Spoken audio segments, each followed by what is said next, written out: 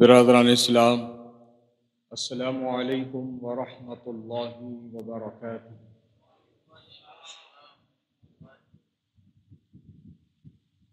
الحمد للہ تبارک و تعالی والصلاة والسلام علی رسولہ العالی، اما بعد فأعوذ بالله من الشيطان الرجيم، بسم الله الرحمن الرحيم، رضي الله عنهم ورضوا عنه، صدق الله العظيم۔ اعلی حضرت امام اہل سنت، مجدد دین و ملت، محافظ دین و سنیت، الشاہ امام احمد رضا خاں فاضل عجم و عرب ارشاد فرماتے ہیں، صدق و عدل و کرم و ہمت میں، صدق و عدل و کرم و ہمت میں 400 شہرے ہیں ان چاروں کے۔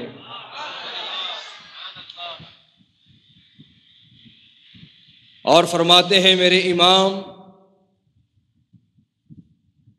جان و دل تیرے قدم پہ وارے، جان و دل تیرے قدم پہ وارے، کیا نصیب ہیں تیرے یاروں کے۔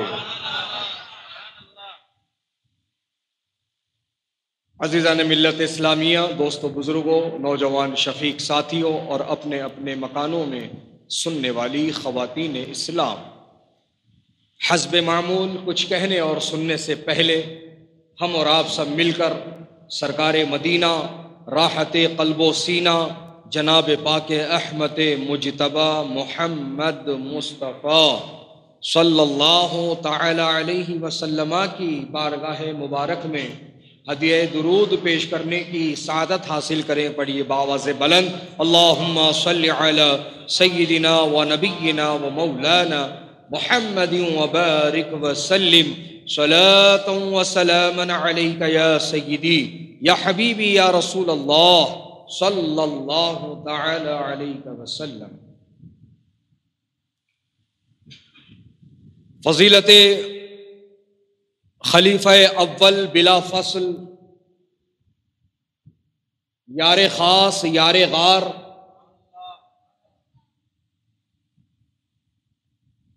افضل البشر بعد الانبیاء، خلیفہ اول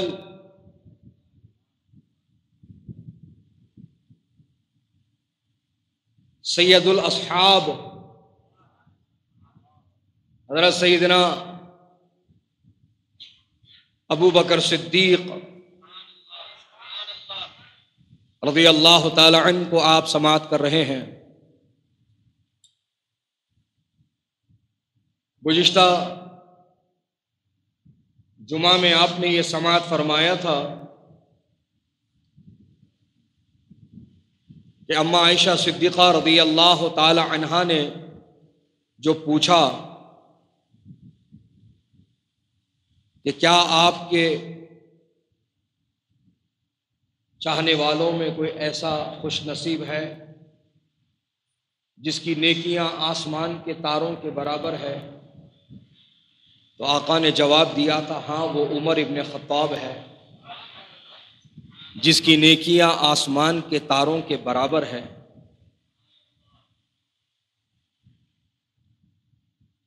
پھر میرے نبی نے اماں عائشہ صدیقہ رضی اللہ تعالی عنہا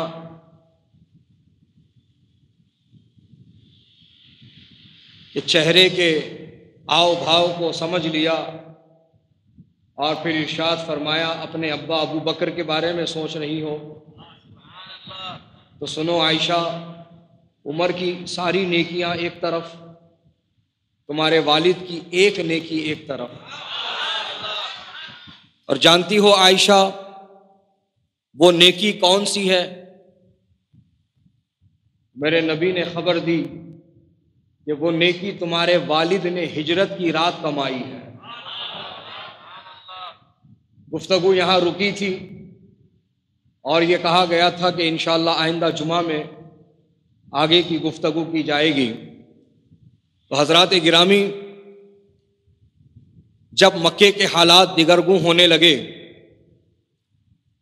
اور اسلام جو پھیلتا جا رہا تھا، کفار مکہ کو یہ چیز کھل رہی تھی اور وہ اسلام کی بڑھتی طاقت کو روکنے کے نئے نئے منصوبے بنا رہے تھے۔ بالآخر ایک خفیہ میٹنگ طلب کی گئی اور سیرت کی کتابوں میں باضابطہ اس گھر کا بھی نام تحریر کیا گیا ہے جس گھر میں یہ کفاران قریش، کفاران مکہ خفیہ میٹنگیں کرتے تھے، اور اس گھر کا نام دار الندوہ ہے یا تھا، دار الندوہ۔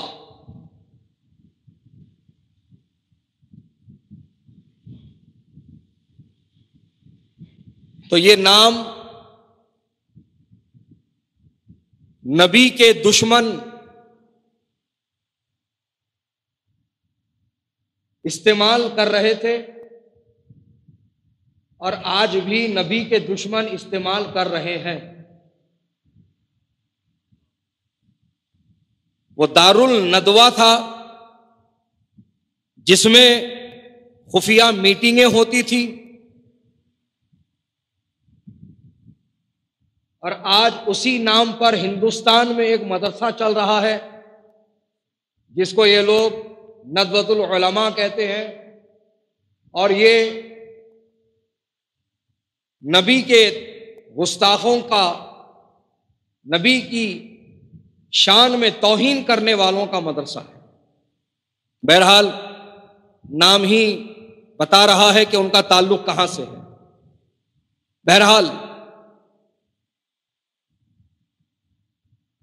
ایسے مدرسوں سے اور ایسے مدرسے سے پڑھے ہوئے لوگوں سے خود کو بھی دور رکھو اور اپنی نسلوں کو بھی دور رکھو۔ اور بات ضمناً یہاں پر میں یہ کہنا چاہوں گا کہ اہل سنت و جماعت کے جو مدرسے ہوتے ہیں، نام سے ہی سنیت ظاہر ہو جاتی ہے۔ عزیزان گرامی، حضور شہباز دکن علیہ رحمہ نے جو سرزمین حیدرآباد پر جو ادارہ قائم کیا، اس کا نام رکھا دار العلوم فیض رضا۔ سبحان اللہ۔ یہ اعلی حضرت کی طرف نسبت کرتے ہوئے، امام احمد رضا خان علیہ رحمہ کی طرف نسبت کرتے ہوئے حضور شہباز دکن نے اس مدرسے کا نام دار العلوم فیض رضا رکھا۔ اور جب آپ کا ایک بہت ہی پرانا خواب جب شرمندہ تعبیر ہوا، آپ کی یہ دلی تمنا تھی، اور اس تمنا کا اظہار حضور شہباز دکن نے حضور سیدی مرشدی تاج الشریعہ علیہ رحمہ کے سامنے بھی ظاہر فرمایا کہ حضور، اس فقیر کی یہ تمنا ہے کہ حیدرآباد میں لڑکوں کے مدرسے کے ساتھ ساتھ لڑکیوں کا مدرسہ بھی قائم کرے، اور یہ مدرسہ لڑکیوں کا جو میں قائم کرنا چاہتا ہوں، اپنے پیرانی اماں کے نام سے قائم کرنا چاہتا ہوں۔ سبحان اللہ۔ تو حضور مفتی اعظم، مفتی عالم الشاہ مصطفیٰ رضا خان علیہ رحمت و رحمان کی محل عالیہ فاطمہ جان رحمت اللہ تعالی علیہا کے نام پر حضور شہباز دکن نے مدرسۃ البنات فاطمہ جان قائم فرمایا۔ سبحان اللہ۔ تو الغرض کہنے کا مقصد یہ ہے کہ سنیوں کے جو ادارے ہوتے ہیں ان کے نام سے ہی نسبت اور سنیت ظاہر ہو جاتی ہے۔ کوئی غریب نواز کے نام پر رکھے، کوئی اعلی حضرت کے نام پر رکھے، کوئی مجاہد ملت کے نام پر رکھے، کوئی حافظ ملت کے نام پر رکھے، کوئی حضور مفتی اعظم کے نام پر رکھے، کوئی حجت الاسلام کے نام پر رکھے، کوئی ملک العلماء کے نام پر رکھے، کوئی نعیم الدین مراد آبادی علیہ رحمہ کے نام پہ رکھے۔ بہرحال ہمارے مدرسوں کے نام ایسے ہوتے ہیں کہ نام کو پڑھ کر ہی سنیت ظاہر ہو جاتی ہے، ان کا تعلق کہاں سے ہے پتہ چل جاتا ہے۔ اسی طرح سے یہ جتنے وہابڑے ہیں ان کے نام دیکھ لو تو نام میں ہی گڑبڑ نظر آ جاتی ہے۔ جیسے کہ ایک نام ابھی بتایا ندوۃ العلماء، یہ دار الندوہ سے لیا ہوا نام ندوۃ العلماء۔ اسی طرح سے دیوبند،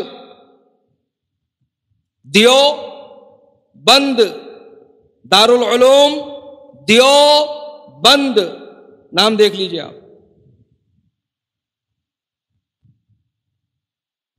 مصباح العلوم،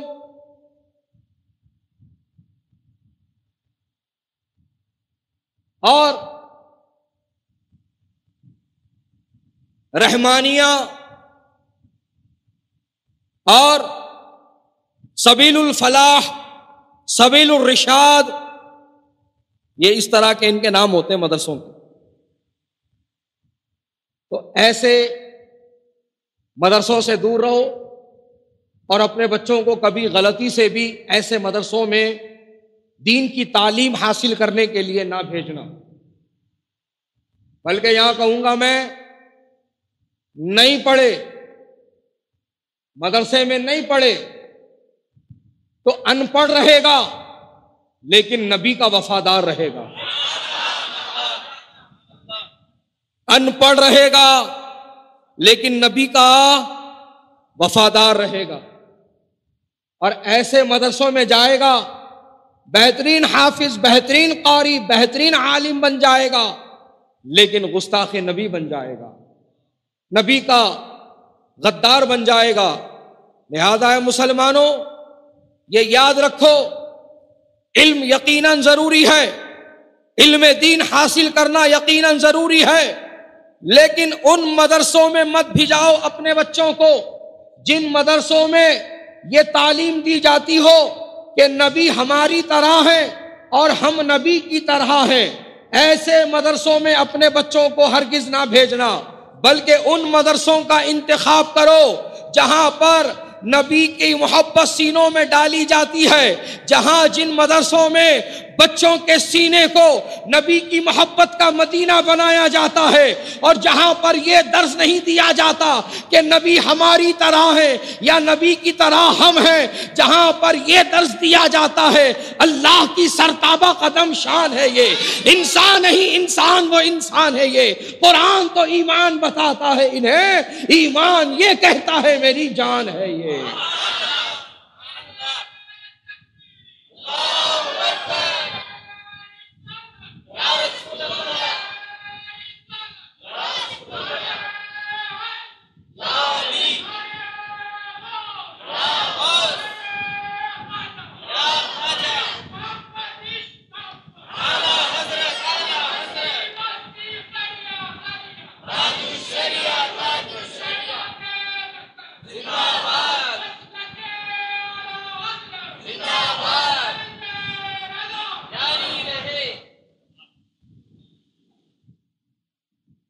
ان مدرسوں میں ہرگز اپنے بچوں کو نہ بھیجنا پڑھنے کے لیے جہاں بچوں کو یہ سکھایا جاتا ہے کہ نبی کو علم غیب نہیں تھا۔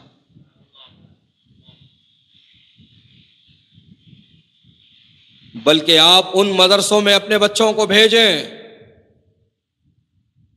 جن مدرسوں میں بچوں کو یہ تعلیم دی جاتی ہے اور کوئی غیب کیا، تم سے نہا ہو بھلا، جب نہ خدا ہی چھپا، تم پہ کروڑوں درود۔ تو آگے کی ساری بات آپ سمجھ گئے۔ جہاں بچوں کا عقیدہ بگاڑا نہیں جاتا ہے، جہاں نبی کی توہین اور گستاخی سکھائی جاتی ہے، ان مدرسوں میں آپ اپنے بچوں کو نہیں بھیجیں گے، بلکہ جہاں آپ کے بچوں کے عقیدوں کو سنوارا جاتا ہے، جہاں محبت رسول کا جام پلایا جاتا ہے۔ ارے جن مدرسوں کی شروعات ہی مصطفیٰ جان رحمت پہ لاکھوں سلام، شمع بزم ہدایت پہ لاکھوں سلام سے ہوتی ہے، ان مدرسوں میں اپنے بچوں کو بھیجنا ہے۔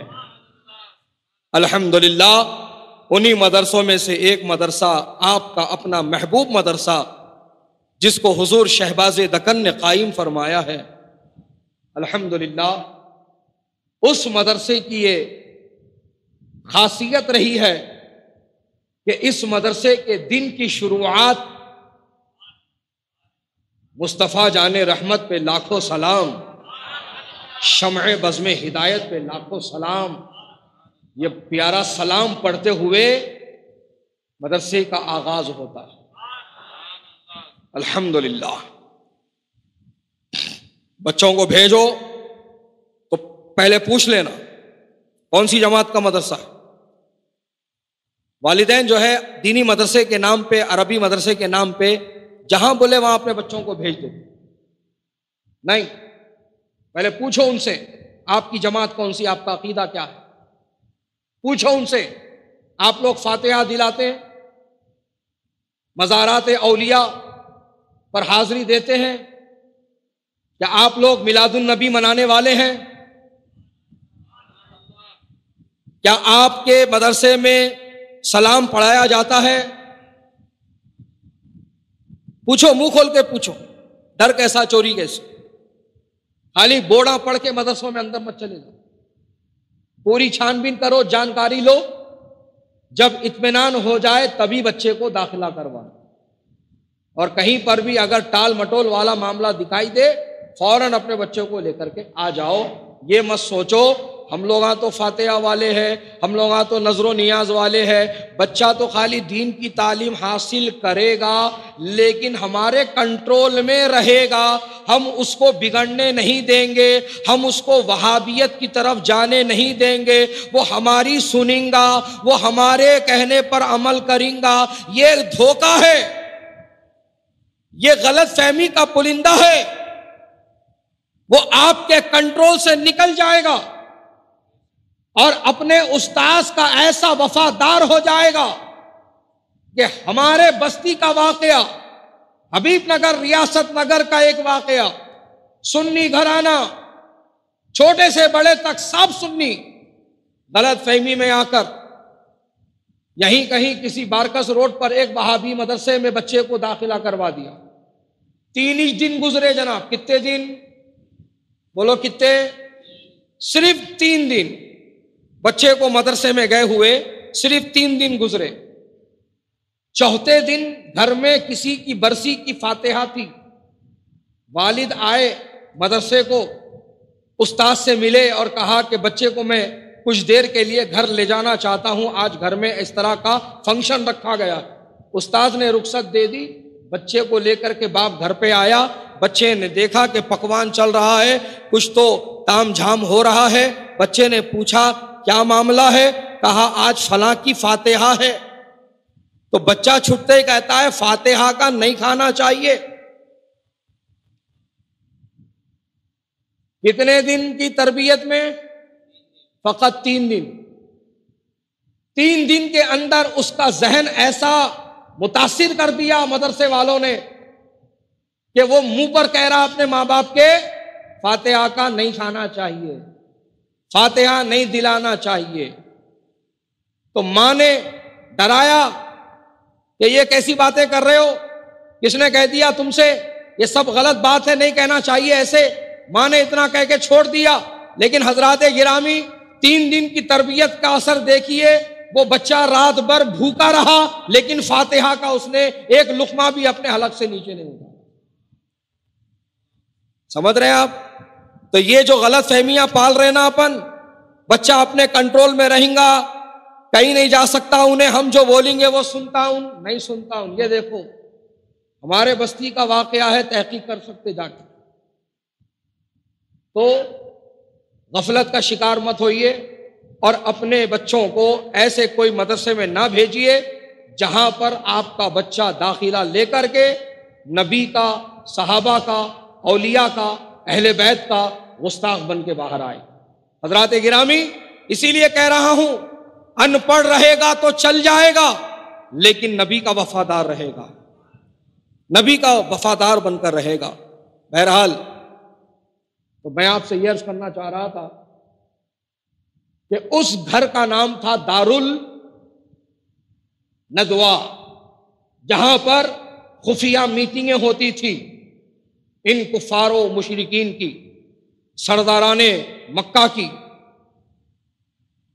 اس میٹنگ میں ایک اجنبی بوڑھا بھی کمبل اوڑھ کے آیا ہوا تھا۔ تو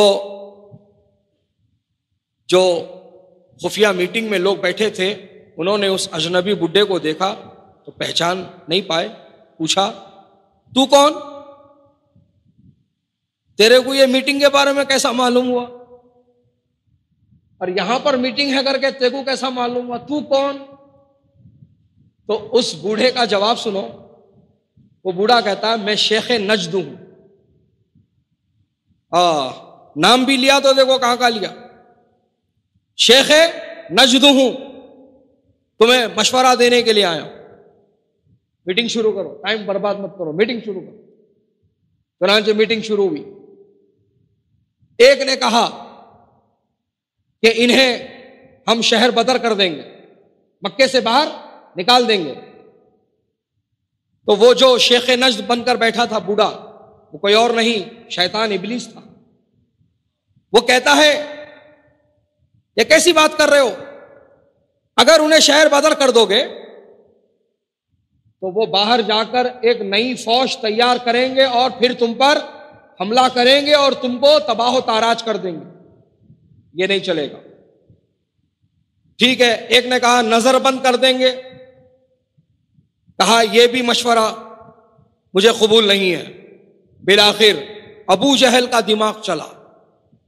ابو جہل کہتا ہے میرے دماغ میں ایک شیطانی خیال یہ آ رہا ہے کہ ہم ہر قبیلے سے 2 جوانوں کو لیں گے اور ایک بارگی ان پر حملہ کر دیں گے اور ان کا کام تمام کر دیں گے، معاذ اللہ۔ اس طرح سے ان کا قتل ہو جائے گا اور ان کے جو خاندان والے ہیں سارے قبیلے والوں سے بدلہ نہیں لے سکتے، اور ہم سارے قبیلے والے پیسے جوڑ کر خون بہا کے نام پر رقم دے کر کے معاملے کو ختم کر لیں گے۔ شیخ نجد کود پڑا، شیخ نجد کود پڑا، بولے واہ واہ واہ واہ واہ واہ واہ، کیا بہترین مشورہ ہے، کیا زبردست مشورہ ہے، بالکل اسی پر عمل ہونا چاہیے۔ چنانچہ اس پر اتفاق رائے ہو گئی کہ سب قبیلوں سے 2 جوانوں کو لیں گے اور سرکار مدینہ علیہ السلام پر حملہ کریں گے اور ان کا معاذ اللہ قتل کریں گے اور خون بہا کے نام پر رقم دے کر ان کے خاندان والوں کو معاملہ سارا چکتا کر لیں گے۔ عزیزان گرامی، اب اس پلان پر عمل کرنے کے لیے انہوں نے ورک آؤٹ شروع کر دیا۔ نبی پاک علیہ السلام نے اپنے صحابہ کے درمیان یہ ارشاد فرما دیا کہ میری ہجرت اچانک ہوگی اور تمہیں پتہ بھی نہ چلے گا۔ یہ نبی کے جملے تھے جس کا نبی نے اس طرح سے فرمایا تھا، جس کا مفہوم یہ ہے جو میں نے بتایا آپ کو کہ میری ہجرت اچانک ہوگی اور تمہیں پتہ بھی نہ چلے گا، میں ہجرت کر جاؤں گا۔ حضرات گرامی، بالآخر وہ رات آ گئی، ہجرت کی رات آ گئی۔ انہوں نے نبی کے مکان کا محاصرہ کر لیا، ہاتھوں میں ننگی تلواریں لے کر کھڑے ہو گئے اور سب نبی کے باہر آنے کا انتظار کر رہے ہیں کہ نبی باہر نکلیں گے، ایک بار کی ان پر حملہ کریں گے اور معاذ اللہ ان کا قتل کر دیں گے۔ حضرات، اللہ تعالیٰ نے ہجرت کے پیغام کے ساتھ حضرت جبریل کو ایک طریقہ دے کر بھیجا کہ میرے محبوب سے کہنا کہ ہاتھ میں ریت اور کنکر اٹھائے اور یہ پڑھے اور ان کی طرف اچھال دے۔ حضرات گرامی، نبی نے ایسا ہی کیا۔ حضرات، نبی نے مٹی اٹھائی، ریت اٹھائی اور اس پر کچھ پڑھا، اور پڑھنے کے بعد جو باہر محاصرے میں لوگ کھڑے تھے ہاتھوں میں ننگی تلواریں لیے ہوئے، نبی نے ان کی طرف اس ریت کو اچھال دیا۔ حضرات، جیسے ہی وہ ذرے ہوا میں بکھرے اور جس پر گرتے ہیں وہ ان سب کی آنکھوں کی بینائی بختیہ طور پر ختم ہو جاتی ہے۔ آنکھیں تو کھلی ہے، دیکھ بھی رہے ہیں، لیکن نبی کو نہیں دیکھ پا رہے ہیں، نبی کو نہیں دیکھ پا رہے ہیں۔ حضرات، اور جب نبی ہجرت کے نیت سے جب دروازہ کھولتے ہیں تو سامنے حضرت ابو بکر کو پاتے ہیں۔ سبحان اللہ، مانو جیسے انہیں کسی نے خبر کی ہے، کسی نے انہیں بتایا ہے۔ نبی نے پوچھا، ابو بکر، ہجرت کا حکم تو جبریل مجھے دے گئے، پھر تمہیں کیسے پتا چلا؟ پھر تمہیں کیسے خبر ملی کہ میں ہجرت کرنے والا ہوں؟ تو حضرت ابو بکر صدیق رضی اللہ تعالی عنہ عرض کرتے ہیں، یا رسول اللہ، آپ نے ایک محفل میں یہ بیان فرمایا تھا کہ میری ہجرت اچانک ہوگی اور تمہیں پتہ بھی نہ چلے گا۔ وہ رات ہے اور آج کی رات ہے۔ ابو بکر نے ایک لمحے کے لیے بھی اپنی پیٹھ بستر پر نہ لگائی ہے، اسی انتظار میں کھڑا رہا ہے کہ پتہ نہیں نبی کب باہر آئے اور ہجرت کرنی پڑ جائے تو پھر میں نبی کے ساتھ ہجرت کو روانہ ہو جاؤں۔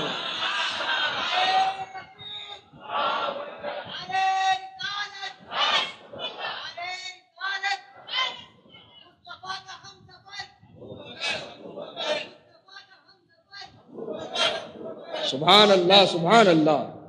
بزرگوں اور دوستو، حضرت سیدنا ابو بکر صدیق رضی اللہ تعالی عنہ نبی کے ساتھ ہجرت پر روانہ ہو گئے۔ اب وقت ہو گیا ہے اور ہجرت کا سفر کیسا رہا، کیا کیا معاملات پیش آئے، پھر کس طرح سرکار مکہ سے مدینہ پہنچے، یہ ساری تفصیلات انشاءاللہ آئندہ جمعے میں۔ ہمارے YouTube چینل حقیقی سنی دلیر قادری کو سبسکرائب کریں اور بیل آئیکن پر کلک کریں۔